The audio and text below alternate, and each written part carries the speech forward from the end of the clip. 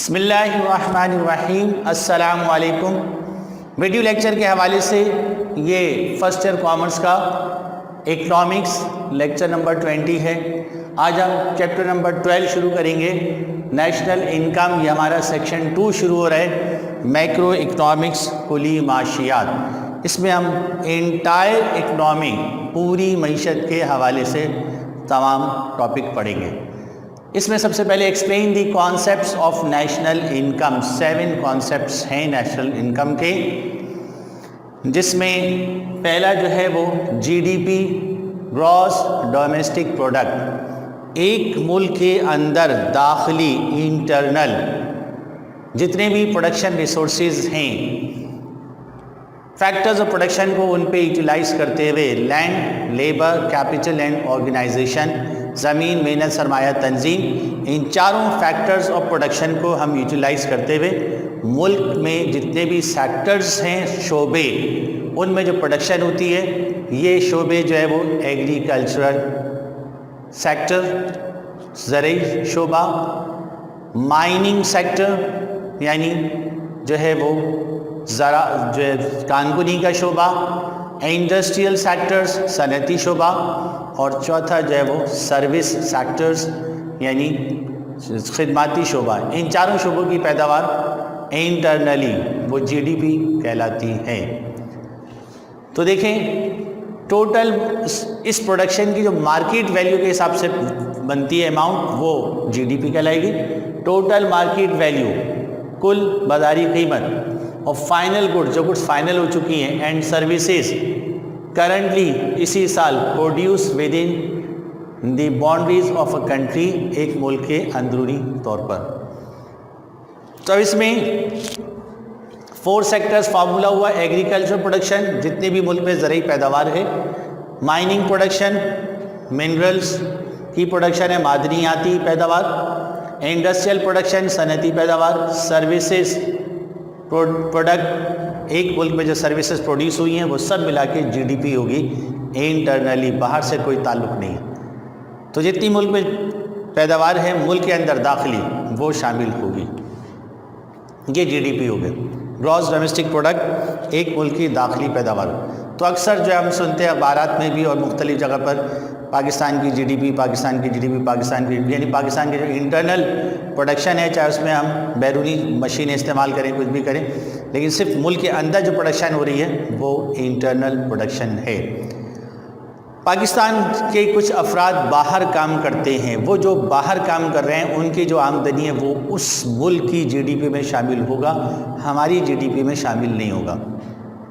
हमारे मुल्क में जो बैरून मुल्क से आकर लोग काम कर रहे हैं, वर्कर्स काम कर रहे हैं, इंजीनियर्स काम कर रहे हैं, और बड़े बड़े जो है वो टेक्नीशियंस काम कर रहे हैं, तो वो पाकिस्तान की जो है जीडीपी में शामिल होगा। पाकिस्तान के अंदर एक साल की मुद्दत में पाकिस्तान के अंदर जितनी भी प्रोडक्शन है वो जीडीपी हो गई। NDP, net domestic product. अब इस प्रोडक्शन को हासिल करने के लिए मुख्तलिफ मशीनें, मुख्तलिफ प्लांट यूज़ किए जाते हैं। अब इन प्लांट्स में, इन मशीनरीज में टूट फूट होती है, जो आप अकाउंटिंग के हवाले से जानते हैं, इसको डेप्रिसिएशन, अलाउंस फॉर डेप्रिसिएशन, फरसूदगी रकम, इसमें से निकाल लें तो जो रिमाइंडर है वो एनडीपी कहलाएगा। यानी GDP minus allowance for depreciation is called NDP. GDP minus allowance for depreciation is equal to NDP, यानी NDP is equal to GNP minus allowance for depreciation. तो ये एनडीपी हो गया।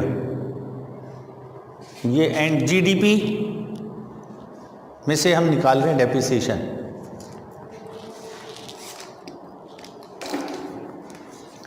एनडीपी निकाल रहे हैं तो जीडीपी में से डेप्रिसिएशन माइनस करेंगे तो हमारा जो है एनडीपी आ जाएगा। यानी जितनी प्रोडक्शन हमने जीडीपी रिसीव की थी, इस प्रोडक्शन को रिसीव करने के लिए जो डेप्रिसिएशन यूज़ हुआ, मशीनें यूज़ हुई, उनका जो डेप्रिसिएशन है वो माइनस करके इसमें से एनडीपी आ जाएगा। GNP, gross national product, gross national product, GNP is equal to GDP plus income from abroad.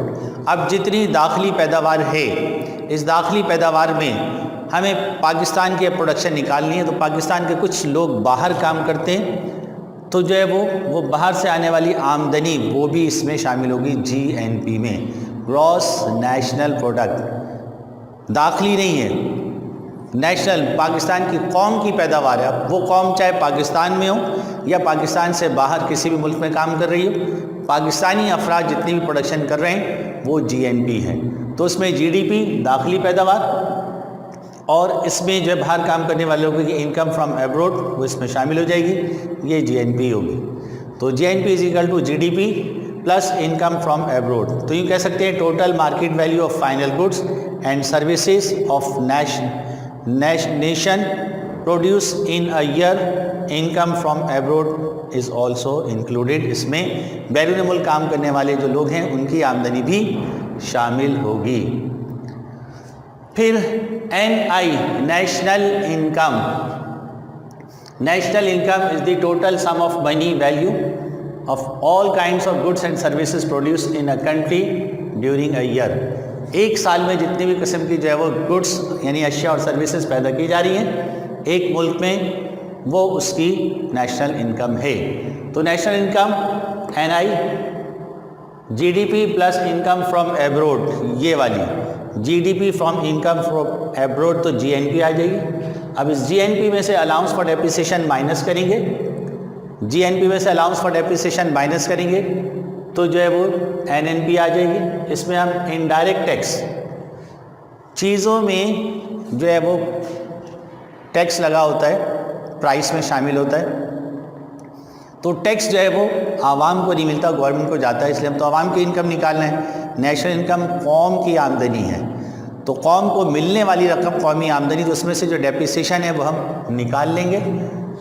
इसमें से इनडायरेक्ट टैक्सेस भी निकालेंगे और डेप्रिसिएशन भी निकालना है, तो डेप्रिसिएशन माइनस कर रहे हैं और इसके साथ साथ इनडायरेक्ट टैक्सेस माइनस कर रहे हैं।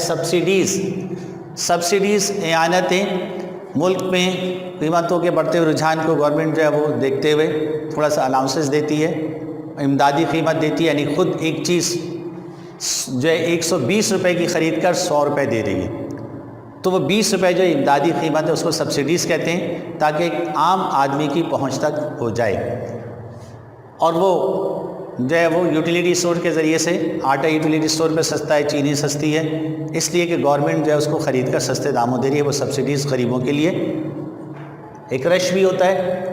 तो सब्सिडीज़ जो है वो इसमें प्लस हो जाएगी चूँकि आवाम को मिल रहा है, और X minus M plus, X से एक्सपोर्ट और M से इंपोर्ट। E से एक्सपोर्ट होता है, लेकिन जो है वो E इकोनॉमिक्स में इक्विलिब्रियम के लिए आप पढ़ चुके हैं मुख्तलिफ टॉपिक में, इक्विलिब्रियम E वहाँ यूज़ हो जाता है, इसलिए जो है E के बाद जो अगला वर्ड है X, वो हम एक्सपोर्ट के लिए X यूज़ कर रहे हैं। और इंपोर्ट के लिए I होना चाहिए, I से इंपोर्ट होता है, लेकिन चूँकि इकोनॉमिक्स में इन्वेस्टमेंट के लिए I यूज़ होता है, इन्वेस्टमेंट ये भी हम पढ़ चुके हैं, इन्वेस्टमेंट सरमायाकारी, तो इन्वेस्टमेंट के लिए I यूज़ हो रहा है, इसलिए अब जो है वो इंपोर्ट के लिए I के बाद अगला लफ्ज़ M यूज़ कर रहे हैं, इंपोर्ट। तो X माइनस M, अगर एक्सपोर्ट ज़्यादा है तो प्लस होगा, इंपोर्ट ज़्यादा है तो माइनस हो जाएगा। तो ये इसका फार्मूला NI पूरे कौम की आमदनी इज इक्वल टू जीडीपी, जो मुल्क में पैदा की गई, इनकम फ्रॉम एब्रोड, बाहर लोगों ने काम किया वो इसमें प्लस हो गई, डेप्रिसिएशन जो मशीनें इस्तेमाल है उसको माइनस कर दिया, इनडायरेक्ट टैक्स गवर्नमेंट को जा रहा है माइनस कर लिया, सब्सिडीज़ जो गवर्नमेंट दे रही है वो इसमें प्लस कर लिया, और इनकम फ्रॉम इंपोर्ट और एक्सपोर्ट से इनकम है या लॉस है, एक्सपोर्ट ज़्यादा है तो प्लस, इंपोर्ट ज़्यादा है तो माइनस, ये हमारा NI आ गया। पर्सनल इनकम, जितने लोग मुल्क में काम कर रहे हैं उनको ज़ाती तौर पर कितनी आमदनी हो रही है, सबकी इनफरादी आमदनी है, individual income of each and every person of Pakistan, इसका सबमिशन, इसका टोटल जो है वो पर्सनल इनकम है। तो नेशनल इनकम को प्रोड्यूस तो 4 फैक्टर्स ऑफ प्रोडक्शन ने किया है, land, labour, capital and organisation. तो जितनी इनकम प्रोड्यूस हुई है, ये जो नेशनल इनकम प्रोड्यूस हुई है ये वाली, ये इन चारों में डिस्ट्रीब्यूट हो जानी चाहिए, लेकिन ये सारी की सारी डिस्ट्रीब्यूट नहीं होती, इसमें से कॉर्पोरेट टैक्स माइनस हो जाता है, इसमें अनडिस्ट्रीब्यूटेड प्रॉफिट माइनस हो जाता है, कुछ चीज़ें ऐड होती हैं, तो कुछ चीज़ें प्लस माइनस करने के बाद जो है वो इंडिविजुअली रिसीव होती हैं, जैसे सोशल बेनिफिट फ़ंड जो है कट जाता है, वेलफेयर फ़ंड कटता है, तो इस तरह जो चीज़ें माइनस होके जो रिमाइंडर है वो पर्सनल इनकम है। तो personal income receive by the all people of a country, जितने भी लोग हैं, in the form of rent. अब लैंडलॉर्ड की लैंड यूज़ की, उसको रेंट पे कर रहे हैं, ज़मींदार की ज़मीन इस्तेमाल की, उसको किराया दे रहे हैं, लेबर यूज़ की, उसको वेजेस दे रहे हैं, और जो है किसी का कैपिटल यूज़ किया, उसको हम इंटरेस्ट पे कर रहे हैं, एंड प्रॉफिट, और बाकी जो बच गया वो प्रॉफिट है एंटरप्रेन्योर का, out of the national income. National income में से ये चीज़ें मिल रही हैं, rent, wages, interest and profit, ये पर्सनली इनकम में शामिल हैं। All the national income is not distributed, पूरी नेशनल इनकम तकसीम नहीं होती टू पब्लिक, आवाम में सम एडिट और डिडक्शन एज फॉलोज, कुछ कट जाता है, कुछ प्लस होता है, तो वो फार्मूला आपके सामने ये आ रहा है। पर्सनल इनकम, ये जो नेशनल इनकम है, इसमें से कॉर्पोरेट प्रॉफिट टैक्स कट जाएगा, अनडिस्ट्रीब्यूटेड प्रॉफिट ये कट जाएगा, contribution of social fund salary में से कटता है, सोशल फंड ये कट जाएगा, government transfer of payment plus हो जाएगा, गवर्नमेंट ने कुछ आपको जो है वो बेनिफिट्स दिए हैं, जैसे हाउस रेंट अलाउंस और जो है वो डियरनेस अलाउंस, मेडिकल अलाउंसेस, तो ये प्लस हो जाएगा। बिज़नेस ट्रांसफ़र ऑफ पेमेंट, बाहर से जो बिज़नेस करके पैसे आ रहे हैं उसकी पेमेंट है, और ट्रांसफ़र ऑफ पेमेंट एब्रोड, ये बाहर से, और ये मुल्की बिज़नेस से ट्रांसफ़र हो रहा है, और जो है वो आउटसाइड से ट्रांसफ़र हो रहा है, तो ये सब प्लस माइनस करके ये पर्सनली इनकम। नेशनल इनकम सारी डिस्ट्रीब्यूट होनी चाहिए, सारी नहीं होती, इसमें से कॉर्पोरेट टैक्स कट गया, नेशनल इनकम में से माइनस कर लिया, distributed profit tax, distributed profit cut गया, अनडिस्ट्रीब्यूटेड प्रॉफिट कंपनी ने अपने लिए रिजर्व कर लिया आइंदा के लिए, ये कट गया, सोशल फंड कट गया, माइनस कर लिया, और जो कुछ पेमेंट ट्रांसफ़र गवर्नमेंट दे रही है, अलाउंसेस दे रही है, वो प्लस हो गए, कुछ बिज़नेस से ट्रांसफ़र होकर आ रहा है वो प्लस हो रहा है, कुछ जो है वो आउटसाइड जो बिज़नेस है वहाँ से ट्रांसफ़र हो रहा है, एब्रोड या लोग काम कर रहे हैं वहाँ से, वो प्लस हो रहे हैं, ये पर्सनल इनकम है। तो ये हमारे 5 कॉन्सेप्ट हुए हैं, 2 कॉन्सेप्ट अभी बाकी हैं, वो इंशाल्लाह हम अगले लेक्चर में, जब तक के लिए अस्सलाम वालेकुम।